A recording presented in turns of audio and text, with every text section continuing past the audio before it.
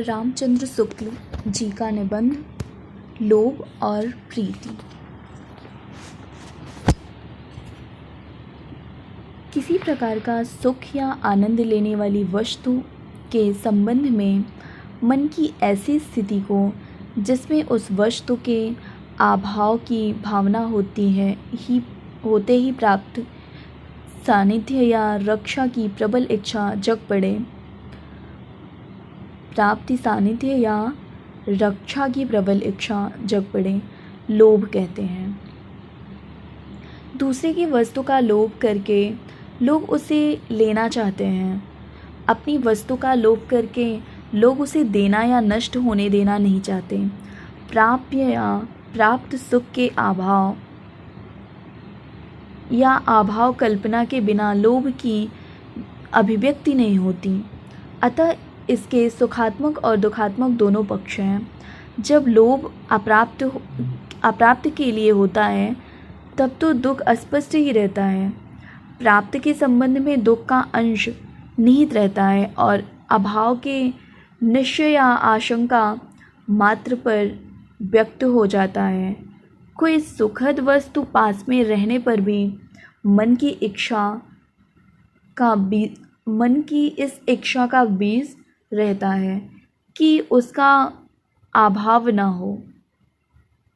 पर अभाव का जब तक ध्यान नहीं होता तब तक वासना का कहीं पता नहीं रहता। हम बैठे बैठे किसी वस्तु का आनंद ले रहे होते हैं, उस आनंद के अभाव से जो दुख होगा उसका कुछ भी ध्यान हमारे मन में नहीं है।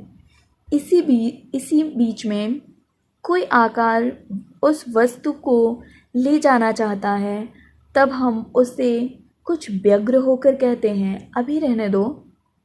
इसके पहले कोरे आनंद के अभाव में इच्छा का कहीं पता न था कि हर वस्तु हटाई न जाए। विशिष्ट वस्तु या व्यक्ति के प्रति होने पर लोभ वह सात्विक रूप प्राप्त करता है जिसे प्रीति या प्रेम कहते हैं। जहाँ लोभ सामान्य या जाति के प्रति होता है वहाँ वह लोभ ही रहता है, पर जहाँ किसी जाति के एक ही विशेष व्यक्ति के प्रति होता है वहाँ वह रुचि या प्रीति का पद प्राप्त करता है। लोभ सामान्योन्मुख होता है और प्रेम विशेषोन्मुख होता है। कहीं कोई अच्छी चीज़ सुनकर दौड़ पड़ना लोभ है। किसी विशेष वस्तु पर इस प्रकार मुग्ध रहना कि उससे कितनी ही अच्छी वस्तुओं के सामने आने पर भी उस विशेष वस्तु से प्रवृत्ति ना हटे, रुचि या प्रेम है। किसी स्त्री या पुरुष के रूप की प्रशंसा सुनते ही पहला भाव लोभ का होगा। किसी को हमने बहुत सुंदर देखा और लुभा गए, उसके पीछे दूसरों को उससे भी सुंदर देखा तो उस पर लुभा गए। जब तक प्रवृत्ति का यह व्यभिचार रहेगा तब तक हम रूप लोभी ही माने जाएंगे। जब हमारा लोभ किसी एक ही व्यक्ति पर स्थिर हो जाएगा, हमारी वृत्ति एकनिष्ठ हो जाएगी, तब हम प्रेमी कहे जाने के अधिकारी होंगे। पर साधारणतः मन की ललक यदि वस्तु के प्रति होती है तो लोभ और किसी प्राणी या मनुष्य के प्रति होती है तो प्रीति कहलाती है। लोभ का प्रथम संवेदनात्मक अवयव है किसी वस्तु का बहुत अच्छा लगना, उससे बहुत सुख या आनंद का अनुभव होना। अतः वह आनंद का स्वरूप है। इसी से किसी अच्छी वस्तु को देखकर लुभा जाना कहा जाता है।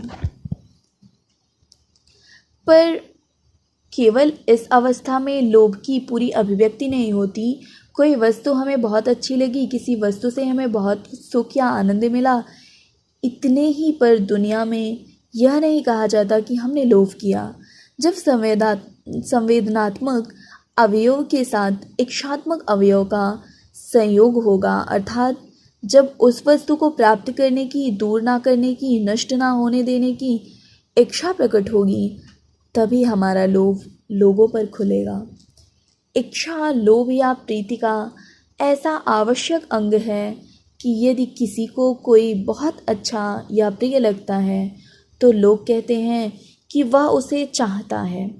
भूखे रहने पर सबको पेड़ा अच्छा लगता है।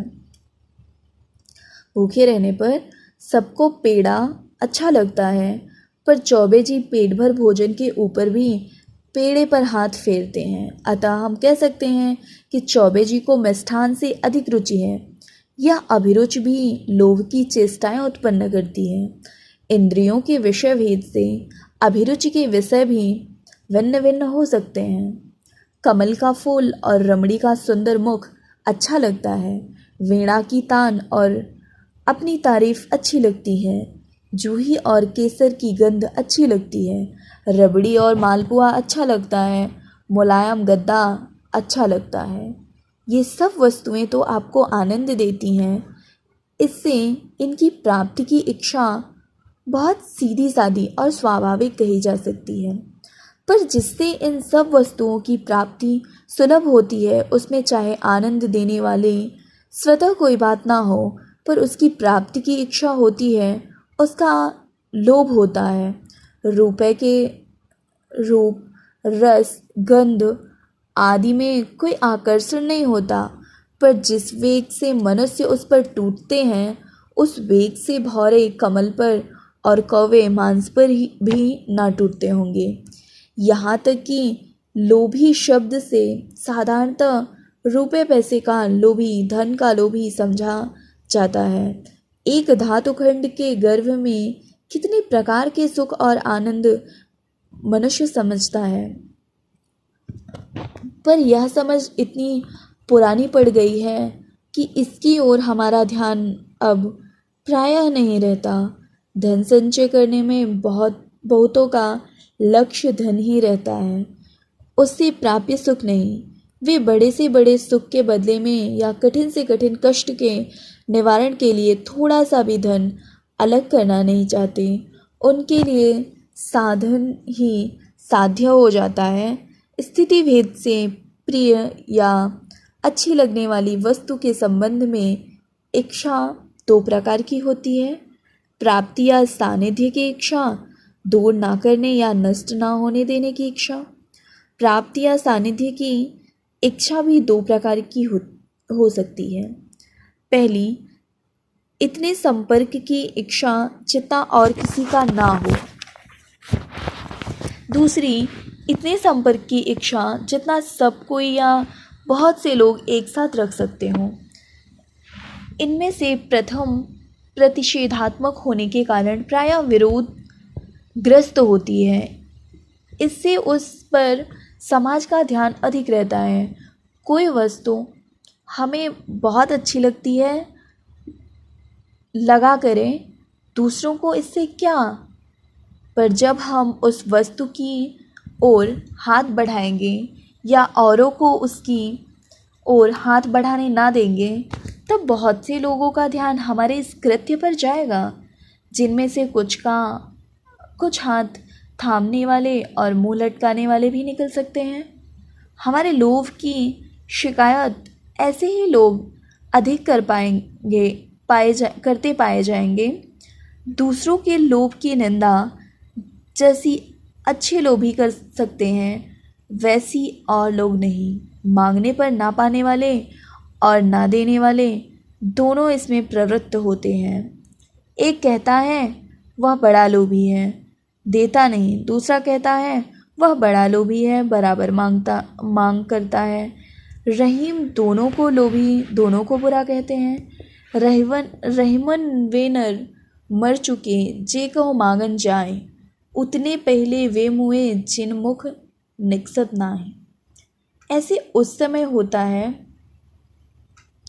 जब एक ही वस्तु के संबंध में एक ओर तो प्राप्त करने और दूसरी ओर दूर ना करने की इच्छा बिंब प्रतिबिंब रूप से दो व्यक्तियों में होती है।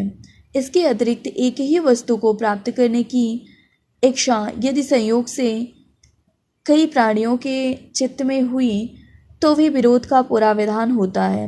संसार यहाँ की दोनों अवस्थाओं में लोभ का लक्ष्य एक होने पर लोभी एक दूसरे को बहुत व्याकुल करते हैं। प्राप्ति की प्रतिषेधात्मक इच्छा की सदोषता और निर्दोषता लोभ के विषय पर निर्भर करती है।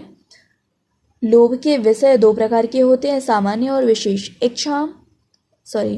अच्छा खाना, अच्छा कपड़ा, अच्छा घर तथा धन, जिसे ये सब वस्तुएं सुलभ होती हैं, सबको भाता है, सब उसकी प्राप्ति की आकांक्षा करते हैं, ये लोभ के सामान्य विषय हुए, जिन पर प्रायः मनुष्य मात्र का लक्ष्य रहता है। अतः इनके प्रति जो लोभ होता है उस पर बहुत लोगों का ध्यान जाता है। पर यदि किसी को गुलाब जामुन या विशेष बूटा की छींट बहुत अच्छी लगे और वह उसे प्राप्त करना या ना देना चाहे, तो उसकी इस लोक पर बहुत कम लोगों का ध्यान जाएगा, और जिनका ध्यान जाएगा भी उन्हें वह खटकेगा नहीं। ऐसे लोग को वे रुचि कहेंगे। सबको जिसकी हाय हाय होती है, सब जिसको पाना या रखना चाहते हैं, वह बहुत से लोगों को एक मैदान में लाकर खड़ा किया करता है, जहाँ एक दूसरे की गतिविधि का निरीक्षण और अवरोध बड़ी कड़ी नज़र और पूरी मुस्तैदी से होता है। यदि मनुष्य समाज में सबके लोभ के लक्ष्य भिन्न भिन्न होते हैं, तो लोभ को बुरा कहने वाले कहीं ना मिलते। यदि एक साथ रहने वाले 10 आदमियों में से कोई गाय बहुत चाहता है, कोई घोड़ा, कोई कपड़ा, कोई ईंट, कोई पत्थर, कोई सोना, कोई चांदी, कोई तांबा, और इन वस्तुओं में से किसी को शेष सब वस्तुओं को प्राप्त करने की कृत्रिम शक्ति ना दी जाती, तो एक के लोभ से दूसरे को कोई कष्ट ना पहुंचता। और दूसरी बात यह होती कि लोभ का एक बुरा लक्षण जो असंतोष है, उसकी भी एक सीमा हो जाती। कोई कितनी गायें रखता, कितने घोड़े बांधता, कहाँ तक सोना चांदी इकट्ठा करता, पर विनिमय की कठिनता दूर करने के लिए मनुष्य ने कुछ धातुओं में सब आवश्यक वस्तुएं प्राप्त कराने का कृत्रिम गुण आरोपित किया, जिसमें मनुष्य मात्र की सांसारिक इच्छा और प्रयत्न का लक्ष्य एक हो गया। सबकी टकटकी टके की ओर लग गई। लक्ष्य की इस एकता से समाज में एक दूसरे की आँखों में खटकने वाले की वृद्धि हुई। जब एक ही को चाहने वाले बहुत से हो गए, तब एक की चाह को दूसरे कहाँ तक पसंद करते। लक्ष्मी की मूर्ति धातुमयी हो गई, उपासक सब पत्थर के हो गए। धीरे धीरे यह दशा आई कि जो बातें पारस्परिक प्रेम की पुष्टि से, धर्म की दृष्टि से की जाती थी, वे भी रुपए पैसे की दृष्टि से होने लगी। आजकल तो बहुत सी बातें धातु की ठीकरों पर ठहरा दी गई हैं। पैसे से राज सम्मान की प्राप्ति, विद्या की प्राप्ति और न्याय की प्राप्ति होती है। जिसके पास कुछ रुपए हैं, बड़े बड़े विद्यालयों में अपने लड़कों को भेज सकते हैं, न्यायालयों में फीस देकर अपने मुकदमे दाखिल कर सकते हैं, और महंगे वकील बैरिस्टर करके बड़ा खासा निर्णय करा सकते हैं। अत्यंत भीर और कायर होकर बहादुर कहला सकते हैं। राजधर्म, आचार्य धर्म, वीर धर्म, सब पर सोने का पानी फिर गया। सब टका धर्म हो गए। धन की पैठ मनुष्य के सब कार्यक्षेत्र में करा देने से, उसके प्रभाव को इतना विस्तृत कर देने से ब्राह्मण धर्म और छात्र धर्म का लोप हो गया। केवल वाणिज्य धर्म रह गया। व्यापार नीति राजनीति का प्रधान अंग हो गई। बड़े बड़े राज्य माल की बिक्री के लिए लड़ने वाले सौदागर हो गए। जिस समय छात्र धर्म की प्रतिष्ठा थी, एक राज्य दूसरे राज्य पर कभी कभी विजय कीर्ति की कामना से डंके की चोट चढ़ाई करता था। अब सदा एक देश दूसरे देशों का चुपचाप दबे पांव धन हरण करने की ताक में लगा रहता है। इसी से भिन्न भिन्न राज्यों की परस्पर संबंध समस्या इतनी जटिल हो गई है। कोई कोई देश लोभवश इतना अधिक माल तैयार करते हैं कि उसे किसी देश के गले मरने की फिक्र में दिन रात मरते रहते हैं। जब तक यह व्यापारोन्माद दूर ना होगा तब तक इस पृथ्वी पर सुख शांति ना होगी। दूर वह अवश्य होगा। छात्र धर्म की संसार में एक बार फिर प्रतिष्ठा होगी। चोरी का बदला डकैती से लिया जाएगा। सामान्य विषयगत प्रतिषेधात्मक लोभ में भी लोभ दृष्टि जितनी ही संकुचित होती है, उसके भीतर जितनी ही कम वस्तुएं आती हैं, उतना ही उसका दोष कम होता है। अच्छी भोजन की सबको चाह होती है, अतः उसे बहुत चाहने वाले लोभी कहला सकता है। पर अच्छे भोजन में से यदि किसी की मिठाई की चाह अधिक रहे तो उसका दोष कम, और मिठाइयों में से यदि केवल गुलाब जामुन की अधिक चाह रहे तो और भी कम। क्या कुछ भी ना समझा जाएगा? इसी प्रकार जहाँ एक ही वस्तु बहुत प्रकार की रखी हुई है, वहाँ यदि कोई एक किसी को बहुत पसंद आ जाए और वह उसे लेना चाहे तो उसकी गिनती लोभियों में ना होगी। विश्वामित्र को वशिष्ठ की गाय बहुत पसंद आई और वे उसके बदले में बहुत सी गायें देने के लिए तैयार हो गए, पर वशिष्ठ ने अपनी गाय नहीं दी। इसके लिए लड़ भिड़ कर भी ना वशिष्ठ लोभी कहलाए ना विश्वामित्र। इसी प्रकार एक नवाब साहब को बाबू हरिश्चंद्र का एक एल्बम बहुत पसंद आया था। ये लोभ के विशेष विषय के उदाहरण हैं। इनके प्रति जो लोभ होता है उसके अवसर इतने कम होते हैं कि उनसे स्वभाव या अधिक अभ्यास का अनुमान नहीं किया जा सकता। पर किसी की अच्छी चीज़ें दिखते ही जिनके मुंह में पानी आ जाता है, वे बराबर खरी खोटी सुना करते हैं। एक लोभ से दूसरे लोभ का निवारण भी होता है, जिससे लोभी में अन्य वस्तुओं के त्याग का साहस आता है। विशेष विषयगत लोभ यदि बहुत प्रबल और सच्चा हुआ तो लोभी के त्याग का विस्तार बहुत बड़ा होता है। लोभ तो उसे एक विशेष और निर्दिष्ट वस्तु से होता है, अतः उसके अतिरिक्त अन्य अनेक वस्तुओं का त्याग वह उसके लिए कर सकता है। विश्वामित्र एक गाय के लिए अपना सारा राजपाट देने को तैयार हो गए थे। अन्य का त्याग अनन्य और सच्चे लोभ की पहचान है। यहाँ तक तो प्राप्ति की प्रतिषेधात्मक इच्छा वाले लोभ की बात हुई, जिसका प्रायः विरोध होता है। अब प्राप्ति की इच्छा उस इच्छा का विचार करता हूँ जिसे एक ही वस्तु के संबंध में बहुत सारे लोग बिना किसी विरोध के रख सकते हैं। जिस लोभ से दूसरे को कोई बाधा या कष्ट पहुँचता है, उसी को पहले एक प्रायः जिसे बाधा या कष्ट होता है बुरा कहता है, फिर दूसरा, फिर तीसरा, इसी प्रकार बहुत से बुरा कहने वाले हो जाते हैं। सारांश यह कि लोभ दूसरे की सुख शांति या स्वच्छंदता का बाधक होता है। अधिकतर वही निंदा समझा जाता है। उपवन की शोभा सबको लुभाती है। यदि कोई नित्य किसी के बगीचे में जाकर टहला करे तो उसका क्या जाता है? यदि हम किसी वस्तु पर लुभाकर उससे उतना ही संपर्क रखना चाहते हैं जितना सब लोग एक साथ रख सकते हैं, तो हमारा लोभ किसी भी आँख में नहीं खटक सकता। बगीचे को आँख से एक साथ बहुत लोग देख सकते हैं, पर उसमें के फल नहीं खा सकते हैं। जहाँ देखने का भी दाम लगता है या कुछ आदमियों का देखना बिना बंद किए देखा नहीं जा सकता, वहाँ दृष्टि संपर्क की इच्छा भी मुश्किल में डाल देती है। पर जहाँ एक की इच्छा दूसरे की इच्छा का बाधक ना होकर साधक होती है, वहाँ एक ही वस्तु का लोभ रखने वाले बहुत से लोग बड़े सद्भाव के साथ रहते हैं। लुटेरे व डाकू इसी प्रकार दलबद्ध होकर काम करते हैं।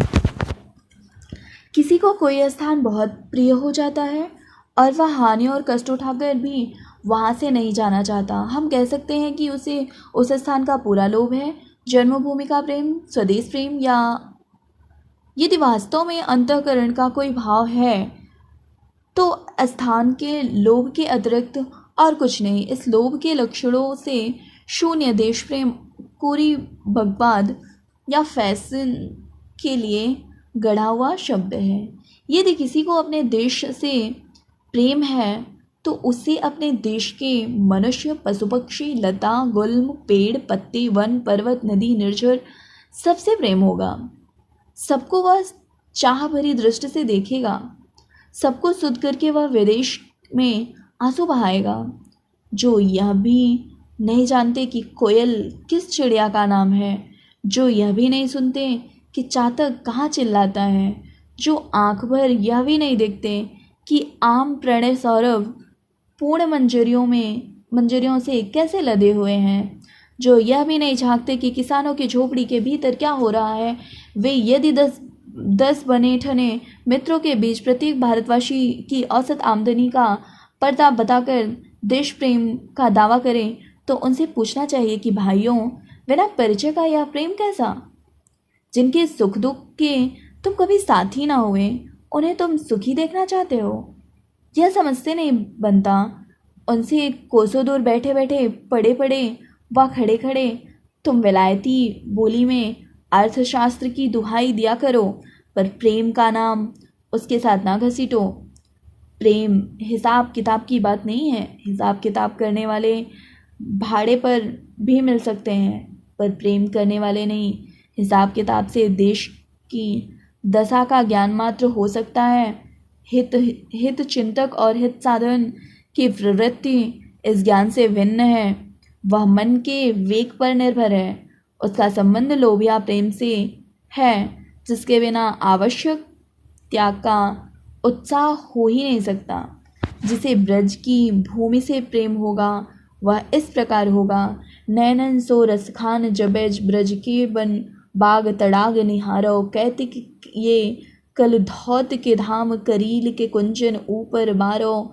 रसखान तो किसी की लकुटी और कमरिया पर तीनों पुरों का राज सिंहासन तक त्यागने को तैयार थे, पर देश प्रेम की दुहाई देने वालों में से कितने अपने किसी थके मादे भाई के फटे पुराने कपड़ों और धूल भरे पैरों का पर रिझ कर या कम से कम ना खींच कर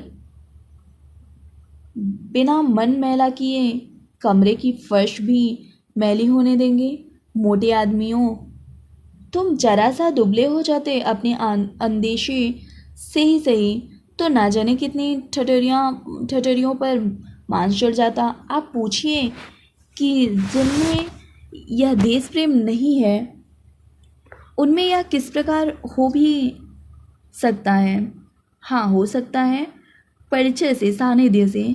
जिस प्रकार लोभ से सानिध्य की इच्छा उत्पन्न होती है, उसी प्रकार सानिध्य से भी लोभ या प्रेम की प्रतिष्ठा होती है। जिनके बीच हम रहते हैं, जिन्हें हम बराबर आंखों से देखते हैं, जिनकी बातें हम बराबर सुनते रहते हैं, जिनका हमारा हर घड़ी का साथ हो जाता है, संसार सारांश यह कि जिनके सानिध्य का हमें अभ्यास पड़ जाता है, उनके प्रति लोभ या राग हो जाता है। जिस स्थान पर कोई बहुत दिनों तक रह आता है, उसे छोड़ते हुए उसे दुख होता है। पशु और बालक भी जिनके साथ अधिक रहते हैं, उन्हें परच जाते हैं। यह परचना परिचय से निकलता है। परिचय प्रेम का प्रवर्तक है। बिना परिचय के प्रेम नहीं हो सकता। यदि देश प्रेम के लिए हृदय में जगह करनी है तो देश के स्वरूप से परिचित और अभ्यस्त हो जाओ। बाहर निकलो तो आंखें खोलकर देखो कि खेत कैसे लहलहा रहे हो, नाले झाड़ियों के बीच से कैसे बह रहे हैं, टेशु के फूल से वनस्थली कैसी लाल हो सकती है, चौपाइयों के झुंड चरते हैं, चरवाहे तान लड़ा रहे हैं, अमराइयों के बीच में गांव झांक रहे हैं, उनमें घुसो देखो तो क्या हो रहा है।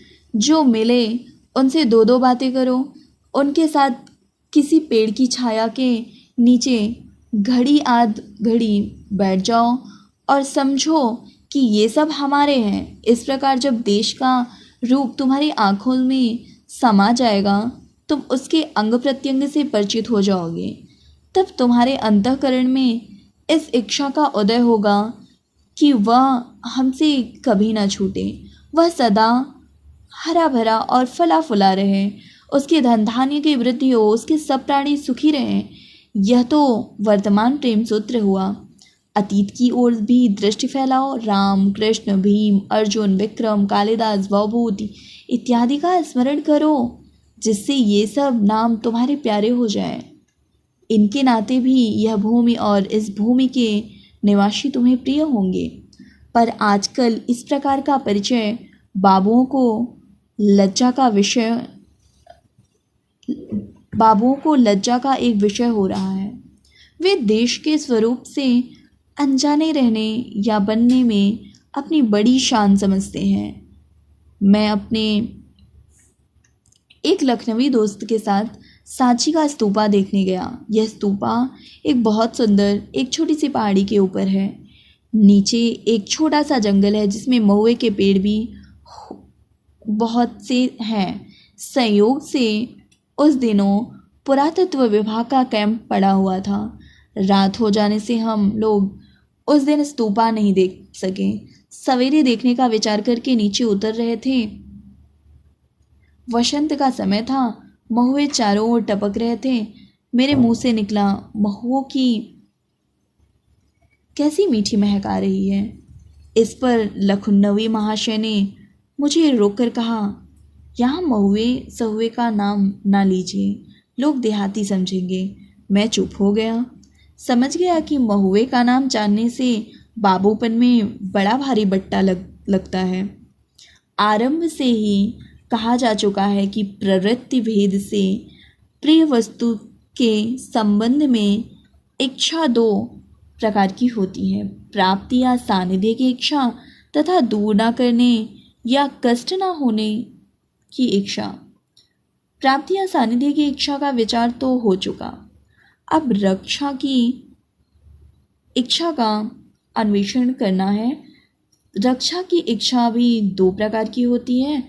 स्वायत्त रक्षा की इच्छा अर्थात अपने अधिकार में रहने की इच्छा, स्वनिरपेक्ष की इच्छा अर्थात केवल बने रहने